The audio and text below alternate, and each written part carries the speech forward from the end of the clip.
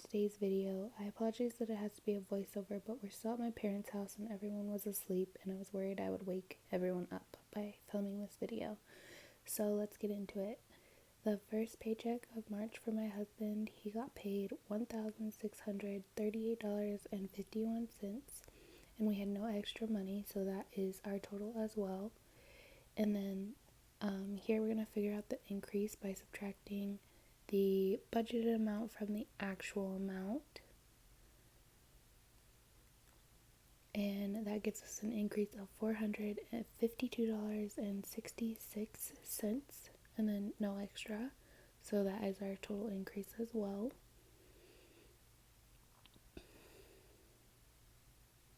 And then moving on to expenses, we definitely have to pay $650 for rent, $11 for that Spotify.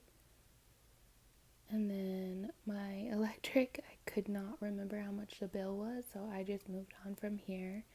And then I put zeros and everything else because we don't pay those this paycheck. All the way down until our car and renter's insurance, which is $42, and that might be going up soon. And then here I was just really trying to remember, and I figured out it was 107 and some cents, so I rounded up to 108. And then I'm going to add up those bills that need paid. So 650 plus 11 plus 108 and plus 42 gives us $811. And then to figure out what's left, I'm going to take the $1,638.51 and subtract the $811 from that.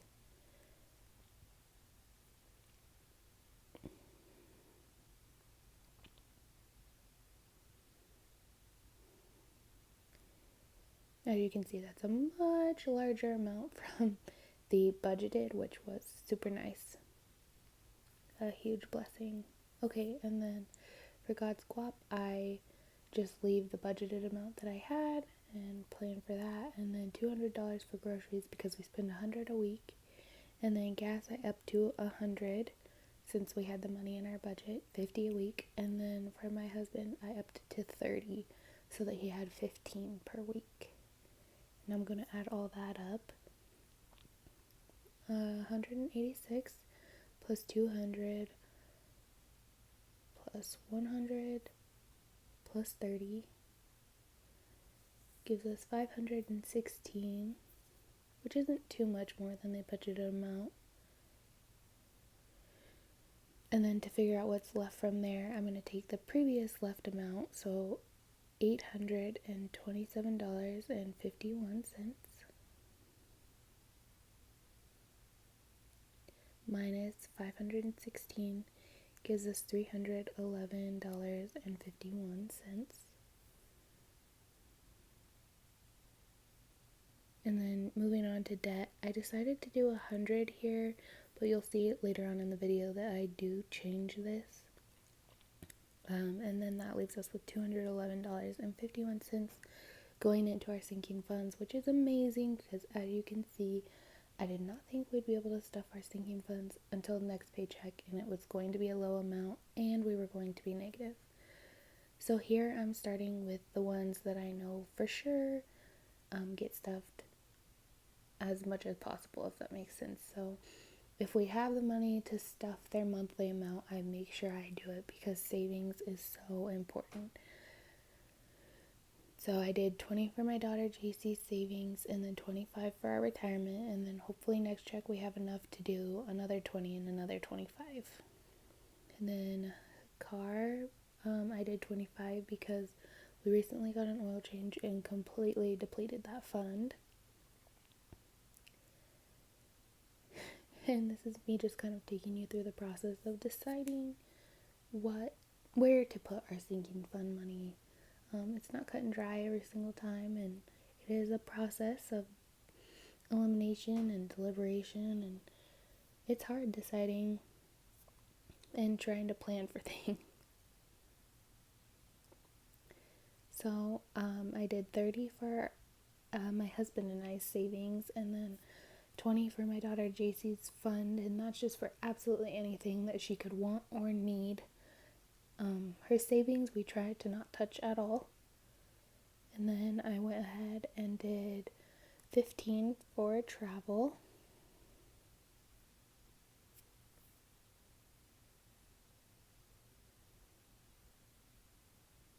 And 25 for date night. And I know you see on the side I'm using the calculator, and I started with the amount that we had left over, and I'm just subtracting as I go so that I know what I have left to quote unquote spend.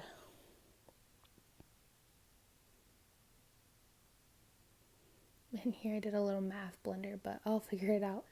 I was counting how many I had left and dividing the amount that I had left, and I just did that math wrong, but here I fixed it.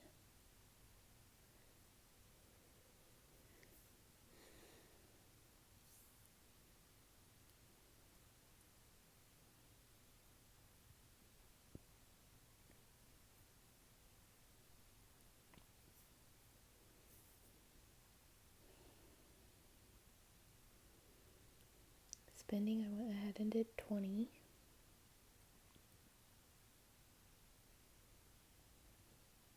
And I think everything else I did 5. But you'll see me come in and change some of this because I decided to change our debt payment amount.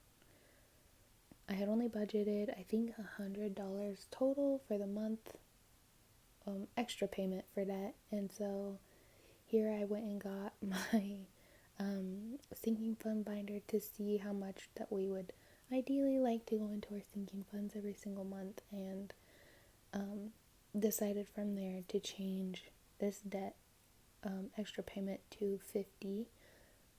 And I don't know why I couldn't do this in my head, but it was late at night, so that's probably why.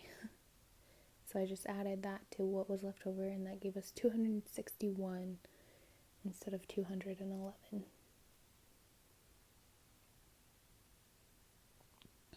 And now I'm just going to go back in and allocate the rest of that back into our sinking funds. And also I could not figure out, I don't know, I was having a hard time with math this night, so here I was just adding up all the ones that were not 5s. And I think I included the cushion. Oh, sorry.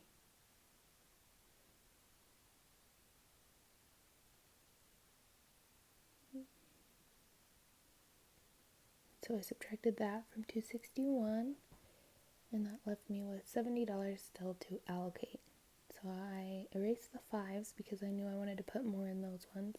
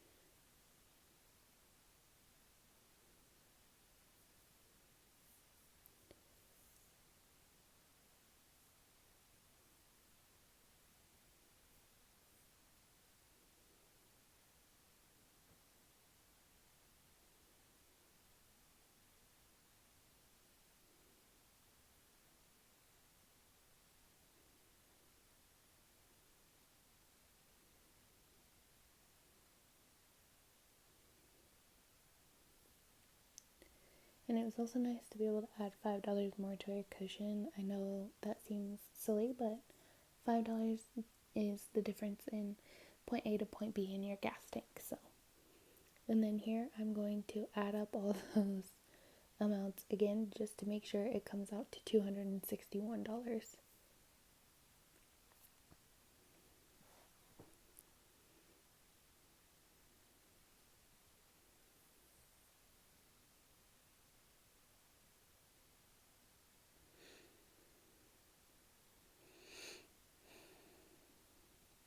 And it did. Luckily, I didn't have to go back in and redo some math. And then to figure out what's left, it should just be 51 cents because I used that 261 that was left from after our debt. And here, as you can see, that put us in the positive. So that was really nice. Bye guys.